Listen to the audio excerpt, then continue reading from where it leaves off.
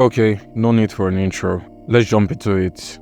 For the car rim lesson, have the origin point at 3D cursor, which has to be at a center.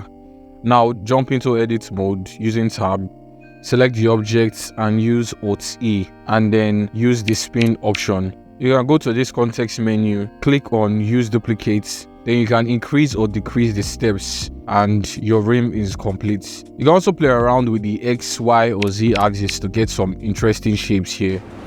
Now, with these spaces, you can use the bridge tool to join them together. Go to edit, preferences, and then search loop tools and check it. Right click loop tools and click bridge. Go to the context menu for more edits like increasing the segments, twisting the bridge or the strength to what you want. With the loop tools activated, instead of adding a cylinder and using the Boolean operation to create a circular cutout, you can just select the number of faces and right click loop tools and click on circle and it will create a circle for you. You can then intrude or extrude with a very clean topology with minimal artifacts. Let's say you have this face and you want to extrude it down without having this thing. The best way to extrude this is to use Alt-E and click on extrude manifold.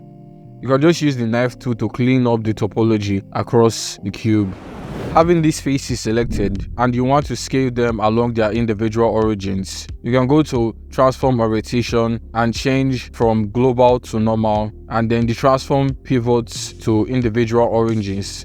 Now you can use either the X, Y or Z axis to scale them along their normals. Modeling this pattern on this strap is easy. With your plane selected, jump into edit mode, add a loop cut and increase the cut to 30. Do that on both sides and add 3 loop cuts across using your mouse wheel to increase it. Now select all, switch to face select and deselect these extra faces. Right click and click on poke faces, and if you give it some offset in the context menu, you will get this pattern.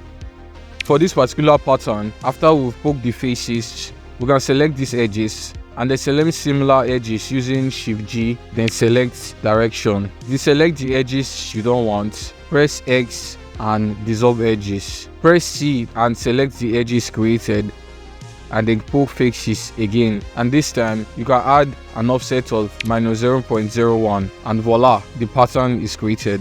Please subscribe if you find these lessons helpful. With the lattice, you can deform your mesh however you want. With the object selected in your scene, Shift A to add a lattice. You can add more resolution at the lattice tab. Now, we'll add more loop cuts to the cylinder since we are going to deform this. Then select the mesh. Then come here and add a lattice modifier.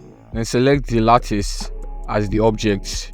You can select the lattice and jump into edit mode, and using these points, you can rotate, move around and scale it. You can add more resolution here and deform your object in any form that you want. Here, I'm going for a vase-like object. What we can do to add more strength to the effect is to change the interpolation on the lattice tab from B-spline to linear. Then you can move the points around to get your desired shape. You can generate this interesting shape procedurally in Blender. Go to edit, preferences and search extra objects. Now check for both mesh objects and curve objects. With your object selected, press Shift A, curves, and you can see that we'll have a lot more options to choose from. We'll go down to knots and then select Celtic links. You can then play around with the weave up and weave down sliders to get what you're looking for. The bevel depth increases or decreases the thickness of the object. 0.04 works perfectly for me here, -0.02 for the weave up and 0.03 for the weave down. If you want to model this normally, it will take a really long time. You can also try out the torus knots plus option. Shift A, then curves and torus knots. You can play around with the parameters in the context menu to see what you can get. You should also try out other features and you will definitely find something interesting. With the extra object features enabled, no need to model a gear from scratch. Just Shift A, mesh, go down to gears and select gear. You can change the number of teeth, the radius of the gears, the width and so many other features of the gears that you can change in the context menu.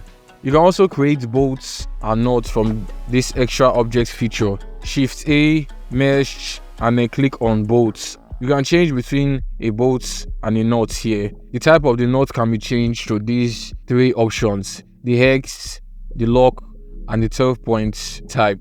The bolt also has different types: the Allen type, the Phillips type, and the Torx type. Again, you can also create diamonds quickly under the same menu, and they are also customizable.